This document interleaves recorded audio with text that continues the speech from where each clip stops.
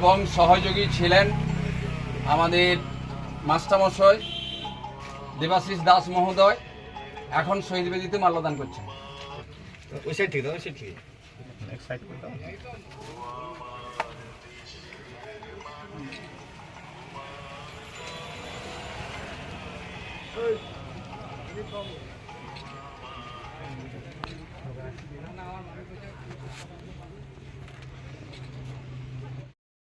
আজ 18তম শহীদ দিবস। সেই শহীদ দিবসে আমরা গোকুলনগর অঞ্চলের সাধারণ নাগরিকবৃন্দ সম্মান প্রদর্শন করি। আমরা জানি সেই নন্দীগ্রাম ঐতিহাসিক ভূমি উচ্ছেদ প্রতিরোধ কমিটির আন্দোলনে আমাদেরকে বাড়ি ছাড়া হতে হয়েছিল। আমাদের পরিবারের বহুজন মানুষকে বাড়ি ছাড়িয়ে নন্দীগ্রামে ত্রাণ শিবিরে আশ্রয় নিতে হয়েছিল। বহু মানুষ প্রাণ হারিয়েছিলেন। তৎকালীন পুলিশ প্রশাসন এবং বামপন্থী কমরেডরা কাঁধে কাঁধ মিলিয়ে যে বর্বরচিত নন্দীগ্রামে ঘটনা ঘটিয়েছিল, তাকে আমরা যে সমস্ত শহীদদেরকে হারিয়েছি তাদেরকে গভীর শ্রদ্ধার সঙ্গে স্মরণ করি। আজকের সেই দিন 2024 সাল, আজকেরও 10ই নভেম্বর, 18তম এই শহীদ দিবস। এই শহীদ দিবসে আমরা সবাই সমবেত হয়েছি গোকুলনগর অঞ্চলের সাধারণ মানুষদের ঐতিহাসিক 10ই নভেম্বর ভূমি উচ্ছেদ প্রতিরোধ কমিটির নিহত শহীদ তোমায় ভুলছি না, ভুলবো না, ভুলবো না। গোকুলনগরের সাধারণ মানুষ শহীদ তোমায় আমরা ভুলছি না, ভুলবো না, ভুলবো না।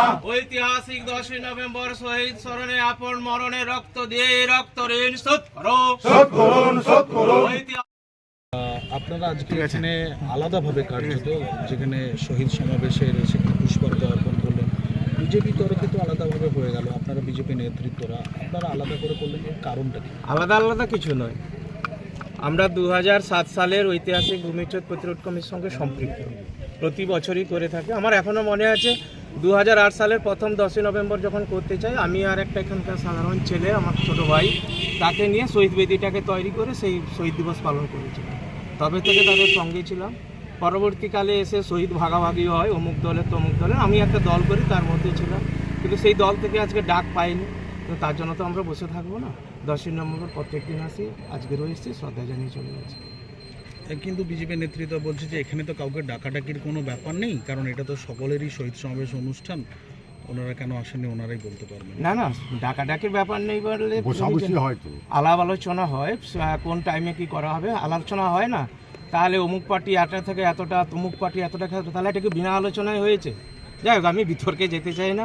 আমি হয়তো ডাক পাইনি, আমরা হয়তো কয়েকজন ডাক পাইনি, কিন্তু আমাদের তো একটা নৈতিক দায়িত্ব থাকে শহীদদের প্রতি করা।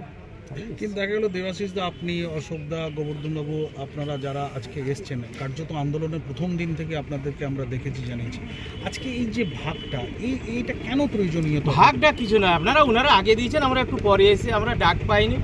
জানেন জগদ্ধাত্রী পুজো চলছে, বিভিন্ন সঙ্গে যুক্ত, ডাক পাইনি। তা যেহেতু এসি, তারপর বিভিন্ন রাজনৈতিক দল করছে, ঠিক আছে। আমরা যখন ডাক পাইনি, গোকুলনগরের সাধারণ মানুষের পক্ষ থেকে অশোকবাবুর নেতৃত্বে আমরা এসে, অশোকবাবু, গোবর্ধনবাবুর নেতৃত্বে এসে আমরা শুনতে করছি।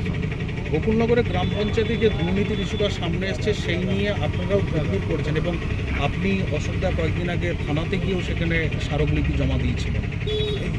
ব্যাপারটা বলি শুনুন, প্রধান যে দলের, আমিও সেই দলের সদস্য নির্বাচিত, বিবেকের তাড়নায় ছুটে বেড়াচ্ছি।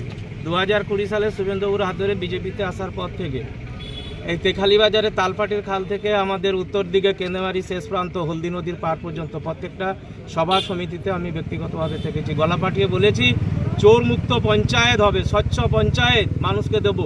শেষ সভা হয়েছিল লোকসভা নির্বাচন সম্মানীয় অভিজিৎ গাঙ্গুলির সমর্থনে নন্দীগ্রাম কলেজ মাঠে, সেখানেও বলেছিলাম চোর মুক্ত বাংলা হবে।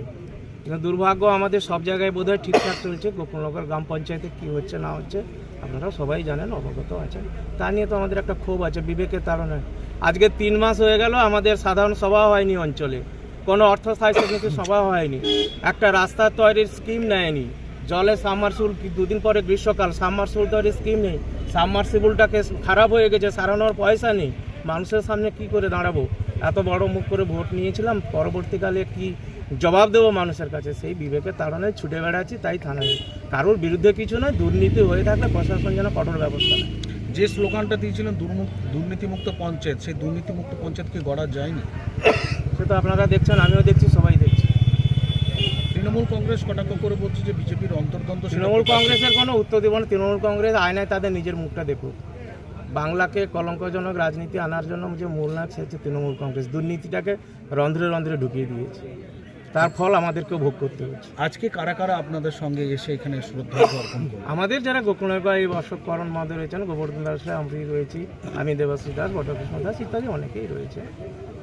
আগামী দিনে কিভাবে পরিচালনা করবেন? পথই পথ দেখাবে, পথই পথ দেখাবে কিভাবে চলতে হবে। দলকে পুরো দুর্নীতির বিরুদ্ধে লড়াই চলছে, চলবে। কে থাকলো না থাকলো জানার দরকার নেই। যদি কে তোমার ডাক না শুনে কেউ আসে তবে একলা চলে। এই দুর্নীতি ইস্যুটাকে নিয়ে দলে আপনারা জানাননি যে সেটা দলের আভ্যন্তরীণ ব্যাপার, দল নিশ্চয়ই জানে। দলের তো চোখ নাক কান আছে তো নিশ্চয়ই জানিয়েছিলেন? আপনারা জানিয়েছিলেন? অবশ্যই নির্দিষ্ট দল ব্যবস্থা নেয়নি? দেখা যাবে সময় হোক। আপনার নাম এবং রেজিগনেশন? আমি দেবাশী দাস, পেশাগতভাবে একজন শিক্ষক, দীর্ঘদিন এই নন্দীগ্রামের রাজনীতির সঙ্গে যুক্ত। বর্তমানে নন্দীগ্রাম পঞ্চায়েত এক সমিতির শিক্ষা কর্মকর্তা।